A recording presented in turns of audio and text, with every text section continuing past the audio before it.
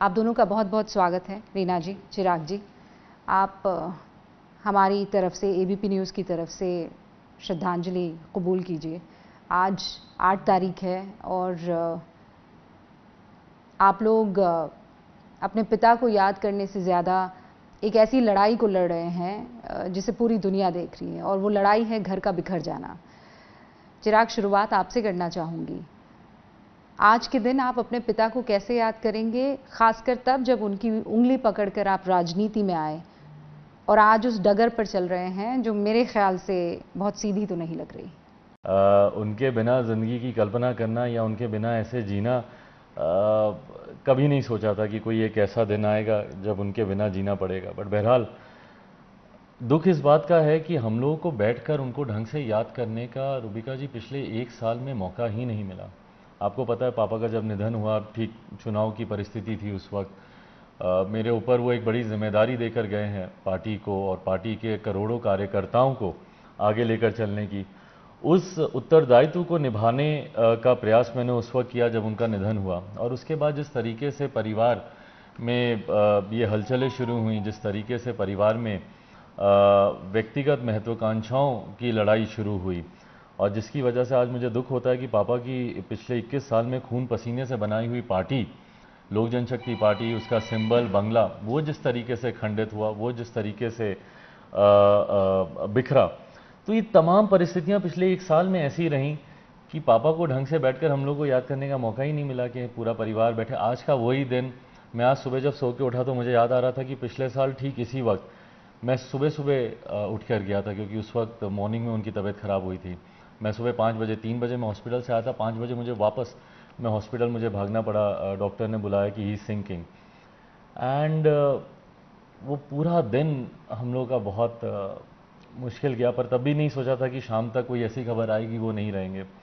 पर आज 1 साल बीत गया है।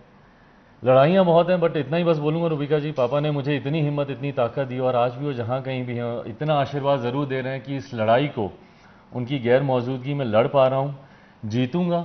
वो कभी मुझे हारता हुआ नहीं देखना चाहेंगे, ये मैं मानता हूँ। शेर का बेटा हूँ, लड़ूंगा, जीतूंगा, ना झुकूंगा ना टूटूंगा, ये ज़रूर वादा करता हूँ। अब सामने आपकी लड़ाई में कोई और नहीं, चाचा है, और इसीलिए रीना जी, आज की तारीख में रामविलास पासवान जी जब ये सब देख रहे होंगे तो आपको लगता है वो खुश होंगे? खून पसीने से जो बहुत तकलीफ में होंगे, बहुत तकलीफ में होंगे। वो जितना इस परिवार, अपना घर को चाहते थे, मुझे चाहते थे, दीपू को, चिराग को चाहते थे, आज वो देख रहे होंगे तो बहुत तकलीफ में होंगे। आपने कभी सोचा था कि इस तरीके की लड़ाई? कभी नहीं सोचा था। मुझे इस घर में आए हुए 44 ईयर्स हो गए हैं। 44 साल। 44 साल से मैं इस घर में हूँ, और ऐसे परिवार को मैंने जोड़ के रखा है कि कभी कुछ नहीं, कभी नहीं, हर दुख सुख, खुशी गम, सब जगह मैं पहले हूँ। मुझे तो कुछ दुनिया नज़र ही नहीं आती थी, बस मुझे पारस, रामचंद्र, उनका परिवार, मेरी दोनों देवरानियाँ, इसके अलावा तो मुझे लगता था मेरी कोई दुनिया ही नहीं। तो फिर ऐसा क्या हुआ? मैं पता नहीं ऐसा क्या हुआ, उनको किस चीज़ से परेशानी हुई, उनको बस एक मंत्री बनना था, उस वजह से उन्होंने सब कुछ ख़त्म कर दिया। आप आते, मेरे पास आते, बोलते कि मुझे मंत्री बनना है, सब कुछ हम लोग सब कुछ डिसाइड करते, एक बार आके बोलते तो सही। आपने बात करने की कोशिश बहुत कोशिश की, ना वो फ़ोन उठाते हैं, कुछ नहीं, कोई भी फ़ोन नहीं उठाता, ना घर के बच्चा, ना मेरे देवरानी, ना पारस जी, कोई फ़ोन नहीं उठाते। बहुत मैंने कोशिश की, आना ही कम कर दिया। चाची वो तो 13वीं के बाद से वो हमारे घर में, मेरी देवरानी तो कभी बात ही नहीं की, और पारस जी भी बस एक बार वो हुआ था, पापा का हवन करवाए थे, उसमें आए थे। वो भी मैंने बहुत रो रो करके जब बोला कि ऐसा, मतलब कम से कम इसमें तो सब परिवार आ जाइए घर में, 1-1.5 महीने के बाद बनारस में जब उनका वो सब करने के बाद में। वो ये कह रहे हैं कि चिराग पासवान पार्टी को एक साथ लेकर नहीं चल पाए, चिराग पासवान अपने दिमाग से नहीं काम कर रहे थे, वो किसी सौरभ पांडे की वजह से चले। नहीं, वो बहुत गलत है, बहुत गलत बोल रहे हैं। मेरी भी बातचीत हुई थी, मैंने इनको कहा था, मैंने कहा आप आइए, देखिए कोई भी अगर मान लीजिए किसी को फांसी की सजा, तो उससे भी पूछा जाएगा ना कि आपका अभी आपकी अंतिम इच्छा क्या है। तो मैंने भी उनको कहा था कि अगर सौरभ पांडे से तकलीफ है, आप आइए, हम लोग बैठ करके बातचीत करेंगे। अगर उसकी गलती है मैं 1 सेकंड में उसको यहाँ से बाहर निकाल दूँ। गोल पोस्ट इतने चेंज हुए हैं, मम्मी ने उस पत्र में हर उनके आरोप का उन्होंने जवाब लिखा हुआ है, और किसी दिन हो सकता है मैं साझा भी करूं, मम्मी साझा करें उस पत्र को। उसमें हर एक उन्होंने कहा कि भाई मुझे प्रदेश अध्यक्ष पद से क्यों हटाया, जबकि वो उन्होंने नहीं हटाया था, साहब हटा के गए थे। साहब का कहना ये था कि मैं बीमार रहता हूँ, पारस जी की भी तबीयत ठीक नहीं रहती है, तो अब जिम्मेवारी नहीं संभाल सकते हैं और अध्यक्ष चेंज करके। और ये भी नहीं है कि कोई चिराग को दिया, उनके ही भाई के बेटे को दिया। करते हैं वो कहते हैं आप सांसद रहते हुए पार्टी के अध्यक्ष के रूप में कैसे काम कर सकते हैं। नहीं, उन्होंने कहा कि 2 पोस्ट पे आप कैसे रह सकते हैं, जबकि पार्टी के संविधान में पहली बात तो उनको रूबिका जी संविधान की जानकारी ही नहीं है। उन्होंने इलेक्शन आयोग में भी ये जानकारी दी है कि पार्टी का अध्यक्ष 3 साल के लिए होगा, जबकि पार्टी का अध्यक्ष 5 साल के लिए चुना जाता है। और 2019 में जब मेरा चुनाव हुआ था, 2024 तक मैं अध्यक्ष हूँ पार्टी का, और जो सिटिंग अध्यक्ष है हमारी पार्टी का संविधान ये कहता है कि 2 परिस्थितियों में ही उसको बदला जा सकता है, या तो उसका निधन हो जाए या वो स्वेच्छा से रिजाइन करे, जैसे पापा ने किया। जी हाँ। नहीं, वो जो क्लॉज 6 की वो बात करते हैं वो 2016 से पहले का पार्टी का संविधान है। 2000 उसके बाद पार्टी के संविधान में अमेंडमेंट्स हुए हैं, और मुझे नहीं पता कि उनको उस अमेंडमेंट्स की जानकारी क्यों नहीं है। अगर पार्टी में वो इतने सक्रिय पापा के साथ उन्होंने काम किया तो उनको तमाम इन चीज़ों की जानकारी होनी चाहिए। जो मौजूदा तारीख में जो चुनाव आयोग में जो पार्टी का संविधान है, मैं उसके आधार पर मैं सारी बातें। मुझे ये बताइए, दिखावा कौन कर रहा है? आज पुण्यतिथि के मौके पर आपने भी यहाँ एक कार्यक्रम रखा है, वहाँ वो तो इसका अधिकार है, बेटा है, मैं पत्नी हूँ, सब कुछ दिखावा तो वो कर रहे हैं। चिराग पासवान रामविलास पासवान की तर्ज पर पॉलिटिक्स नहीं करते हैं, ये पॉलिटिकल पंडितों का कहना है, और मैं आपको बताती हूँ बहुत गलत है। मतलब आज की डेट में आप देखिए, केवल चिराग पासवान के अलावा तो कोई है ही नहीं है। नहीं, वो तरीका रामविलास पासवान का तरीका था कि वो 6 प्रधानमंत्रियों के साथ काम किए। तो चिराग पासवान का तरीका है कि इन्होंने हेड ऑन लिया मुख्यमंत्री नीतीश कुमार को। चिराग पासवान की स्टाइल ऑफ पॉलिटिक्स अलग है। ये हेड ऑन भी रूबिका जी मेरे पिताजी की ही इच्छा है, जिसको मैं पूरा कर रहा था। आज जब चाचा भी इस बात को बोलते हैं कि भाई जब इसने अकेले चुनाव लड़ने का फैसला लिया तो उसमें पार्टी के सांसदों की सहमति नहीं थी या उनकी सहमति नहीं थी। मम्मी खुद गवाह हैं, पापा खुद इस बात को चाहते थे कि बिहार के जो 2020 का विधानसभा का चुनाव है वो लोक जनशक्ति पार्टी अकेले चुनाव लड़े। जो खुद चिराग पासवान जो पिता नहीं कर पाए वो चिराग पासवान से करवाया। वो ये चाहते थे, उन्होंने बल्कि खुल के अपनी इस इच्छा को जाहिर किया था कि हम लोग को अकेले चुनाव लड़ना है। आपको इस बारे में इल्म होगा कि कुछ ऐसी बातें भी निकल कर आई है कि पिता की मौत का जिम्मेदार जो है वो बेटे और पत्नी को ही बना दिया गया है। बहुत सी ऐसी बातें जो हैं उसकी चर्चा हो रही, जब आप सुनते हैं तो सुनते हैं, मतलब कैसे कहूँ मैं, बर्दाश्त नहीं। जब जिस दिन इन्होंने अपने किसी एक से कहलवाया था ये वाली बात, मैं बहुत फूट फूट करके रोई थी। मेरी देवरानी गवाह है इस बात में, छोटी देवरानी, उसको मैंने रो रख करके बहुत कहा, क्योंकि ये मेरा फ़ोन नहीं उठा रहे थे, कोई बच्चा फ़ोन नहीं उठा रहा था। मैं एक ही चीज़ कहना चाहती थी, आप हम लोग को आके गोली मार दीजिए। मैंने अपनी देवरानी को कहा आप गोली मार दीजिए, मुझे मार दीजिए, मेरे बेटे को गोली मार दीजिए, पर ऐसा इल्ज़ाम मत लगाइए।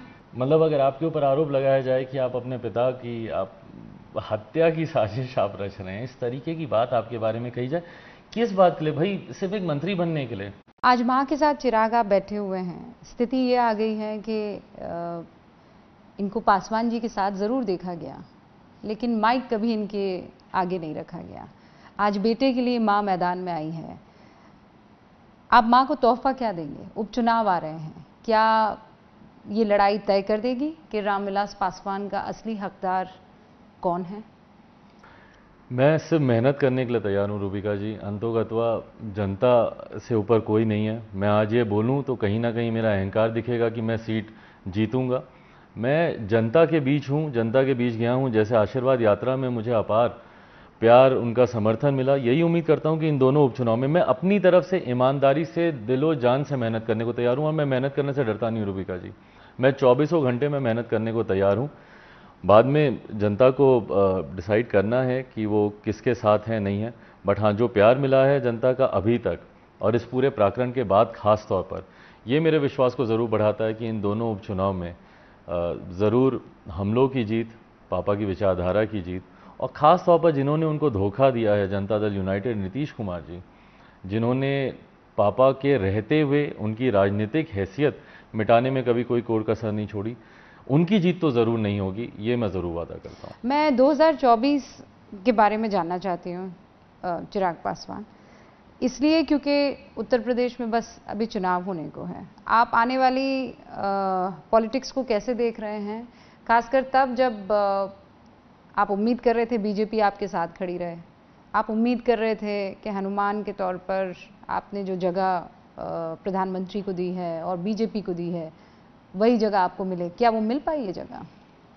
राजनीति में यही कहा जाता है कि can never say never, but आज की तारीख में रूबिका जी मैं सही मायनों में I am starting from the scratch, एक नई पार्टी के नाम के साथ, एक नए सिंबल के साथ।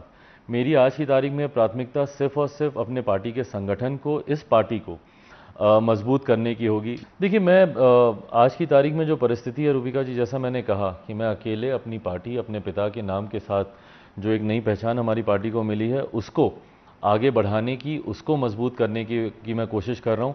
किसी के साथ की अपेक्षा रखना या किसी से उम्मीद रखना आज की तारीख में मैं उस हैसियत में हूँ ही नहीं रूबिका जी। जब मेरे अपनों ने ही मेरा साथ नहीं दिया तो मैं किसी दूसरे या तीसरे से क्या उम्मीद रखूँ? मैं भाजपा से या किसी और नेता से या किसी और पार्टी से क्या उम्मीद रखूं? जब मेरे खुद के चाचा, मेरे खुद के भाई जो मेरे बेटे के समान था, जब उन्हीं लोगों ने मेरा साथ नहीं दिया तो मैं किसी और से क्या उम्मीद रखूं? तो मैं उस हैसियत में नहीं हूं आज की तारीख में। पर हाँ, मेरी प्राथमिकता भी अब बदल गई है।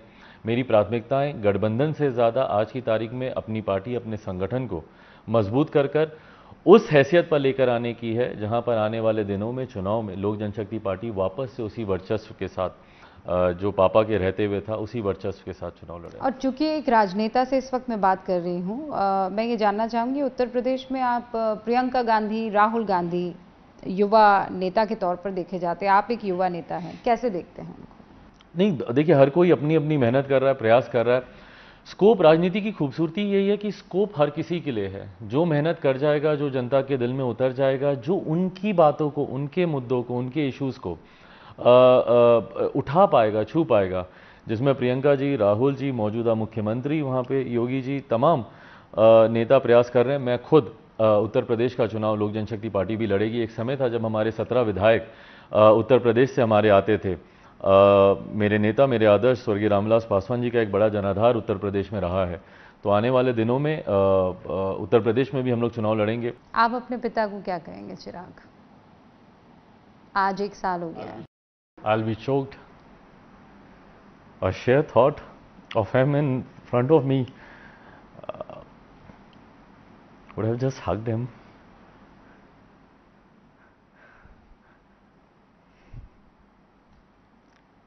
सोचा नहीं था कि हम लोग के साथ में इस तरह का, साहब के जाने के बाद हम लोग इस परिस्थितियों से गुजरे दिन। नहीं सोचा कि हम लोग को आँख में आंसू, हम लोग सोचे थे कि चाचा है, बाप की तरह इसको करेंगे, सब कुछ करेंगे, लेकिन ये नहीं सोचा था कि हम लोग अकेले रह जाएंगे। ऐसा नहीं सोचा था। जनता आपके साथ रहे, बस आपको उनका आशीर्वाद मिले। मैं हमारी सच्चाई, जनता, इसका मेहनत, सब। बहुत बहुत शुक्रिया रीना जी, चिराग पासवान हमारे साथ जुड़ने के लिए। अपना ख्याल रखिएगा और जनता डिसाइड करेगी कि कौन ताकतवर है, रामविलास पासवान के बेटे या रामविलास पासवान के भाई। बहुत बहुत शुक्रिया।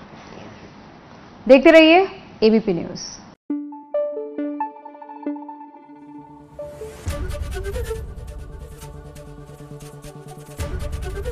एबीपी न्यूज़ आपको रखे आगे।